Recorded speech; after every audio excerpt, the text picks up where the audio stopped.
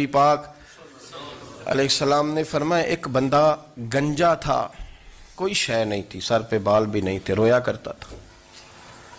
اللہ تعالیٰ نے فرشتے کو بھیجا، تجھے کیا چاہیے؟ تو کہنے لگا بال آ جائیں اور تھوڑا مال آ جائے۔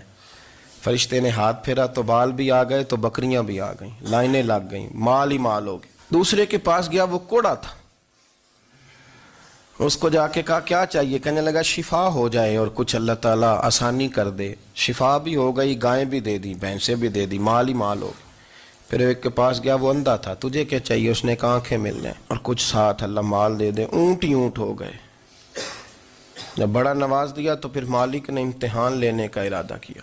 اللہ نے فرمایا آزمائش کرو۔ سب سے پہلے گنجے کے پاس آئے، اسے کہا اللہ کے رستے میں کچھ دیکھنے لگا، میرے خرچے ہی بڑے، دیکھو تو صحیح کتنی مشکل میں وقت گزارتا ہوں، حال ہی کوئی نہیں۔ تو اس نے کہا میں نے تو سنا ہے تو گنجا اور بھوکا ننگا تھا۔ کہنے لگا میں تو جدی پشتی رئیس اعظم ہوں، تو یہ کس پاگل نے کہا ہے بھاگ جا؟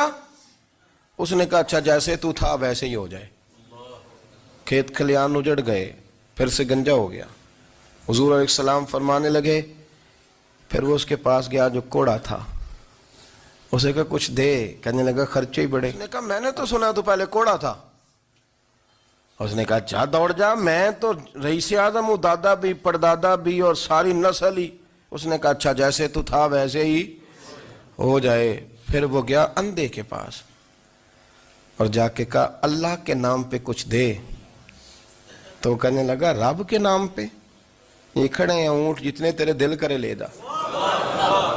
اس نے کہا کیا معنی اس بات کا؟ کہنے لگا یار تجھے کیا بتاؤں، میں تو اندھا تھا، میں نے تو کبھی دنیا دیکھی نہیں تھی، پھر اس کریم نے فضل کیا تو مجھے بڑا کچھ دکھایا۔ وہ کہنے لگا تو اللہ کے نام پہ جان مانگ، میں وہ بھی دینے کو تیار، میرے پاس تو شے ہی کوئی نہیں تھی، مجھے تو اپنا پتہ ہے، میں تو کوئی شے نہیں تھا، کچھ نہیں تھا میرے پاس۔